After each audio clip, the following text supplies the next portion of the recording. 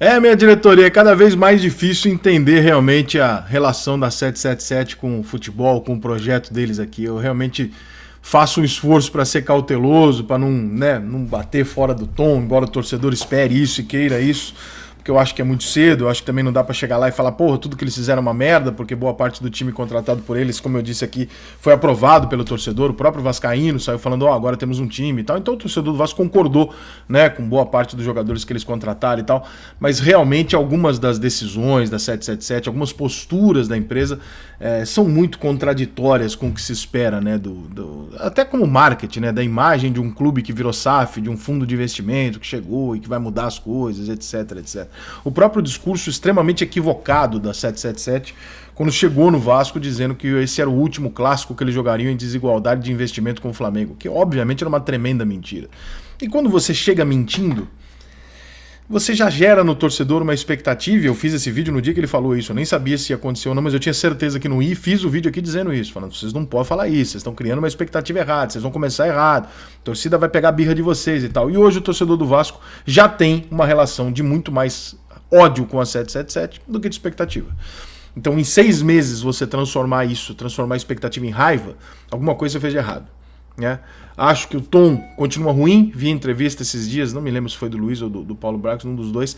O tom é ruim, é um tom extremamente como se tivesse tudo bem, ou assim, é só nós sabemos que estamos mal, nós pedimos desculpas e tal. Meu irmão, os caras querem que você dê um soco na mesa, os caras não estão a fim de ouvir você falar calmamente que vai fazer, que não é isso, o futebol não toca assim no Brasil. Não representa o torcedor, você afasta o torcedor, você dá uma impressão quase arrogante pro cara de que, nós sabemos o que estamos fazendo, nós aqui empresários de terno, você foda-se, entendeu? Quando na verdade está todo mundo vendo o barco afundar, não tem que ser executivo, tem que ser cego para não ver o barco afundar. E quando o barco tá afundando, irmão, você pula e pega um bote, você grita, você avisa os outros, você não segue o seu andar normal, você não segue no seu ritmo normal. E o Vasco passa essa imagem, né? E aí vem a saída do Pedro Raul, que é confusa, porque se o Pedro Raul, veja qual que é a lógica, né? Eu entendo, o torcedor do Vasco não quer o Pedro Raul porque o Pedro Raul não tá fazendo gol, tá bom. Mas o Pedro Raul é um jogador contratado porque a 777, através de todo o seu staff, etc., entendeu no começo do ano que ele era um jogador que cabia nas perspectivas do Vasco para ser o centroavante do Vasco. Passam-se alguns meses, por causa de um trocadinho a mais, eles vão lá e vendem o Pedro Raul. Fala, caralho, mas vendeu o Pedro Raul? Não era ele o cara que ia... mas não deu certo. Pô, mas não é muito cedo para não ter dado certo? Parece que tem uma urgência de dinheiro. Não tem, né? Porque é um fundo de investimento. E aí o torcedor fala, tá, mas tudo bem. Então eles entenderam como uma oportunidade de ganhar um dinheirinho, de bosta, mas um dinheirinho, e abriram mão daquilo que eles acreditaram ser o centroavante ideal para o projeto do Vasco a médio e longo prazo. Bom, eu acho esquisito, tá? Mas beleza. Aí o que o Vasco vai fazer? O Vasco vai tentar contratar o Cavani, né? O Diego Costa. O Vasco vai tentar trazer quem para colocar nessa situação? E o Vasco entra em contato com o Abel Hernandes. É difícil pro torcedor do Vasco, cara. Bem difícil.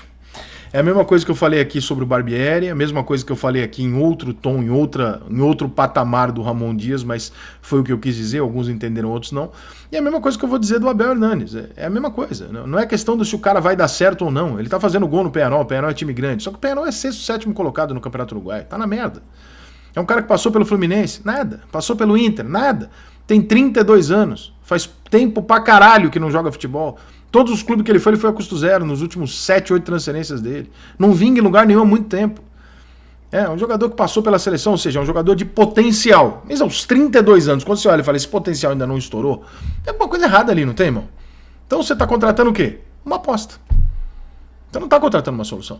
Você está contratando uma possibilidade de. Torço para que dê certo, tomara que dê certo, não acho mau jogador, mas separe bem o que eu estou dizendo daquilo que pegam o corte e colocam no Instagram para dar uma lacrada com a torcida.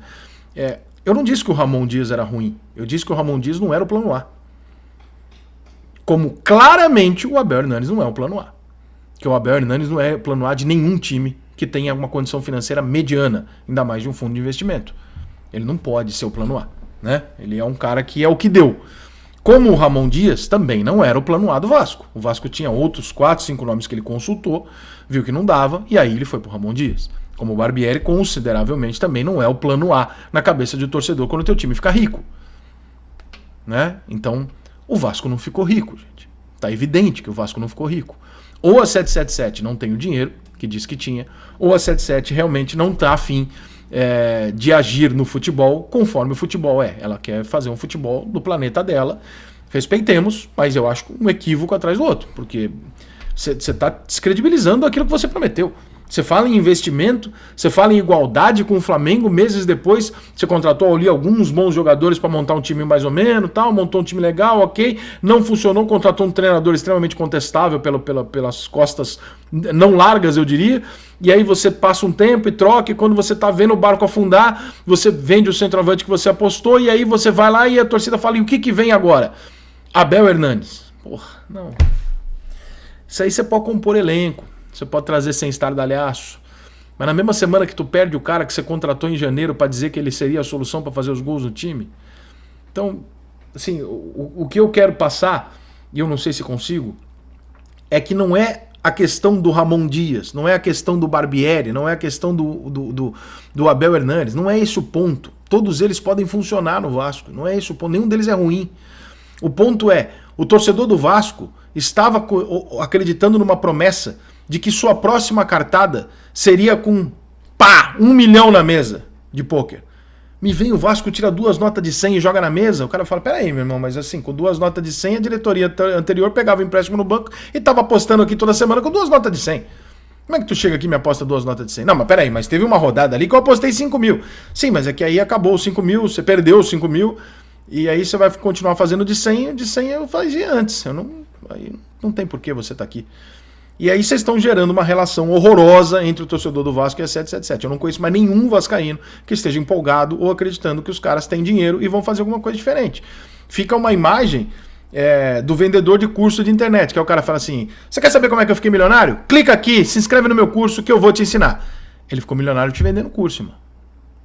Ele não era rico. Então, tem trouxa, claro, no mundo, o mundo é feito de trouxa.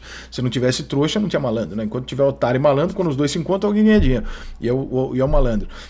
Não estou dizendo que é o 777 seja, mas a ideia que o torcedor tem é essa, falando, porra, mas se você tinha o dinheiro, você chega aqui e usa o dinheiro. Se você precisa do dinheiro estando aqui, então você não tinha dinheiro. Então por que eu te vendi a 777? Por que eu vendi o Vasco pra você? E aí vai gerar uma confusão na cabeça do torcedor, que é justa. Nesse momento ela é justa. Todo vascaíno que chega pra mim e fala assim, peraí, esse negócio tá esquisito? Eu falo assim, ó, eu não tenho nenhuma informação pra te dar de que realmente esteja esquisito. Agora, que entre o que foi contado e o que tá sendo colocado em prática tem um abismo, desculpa, mas tem um abismo.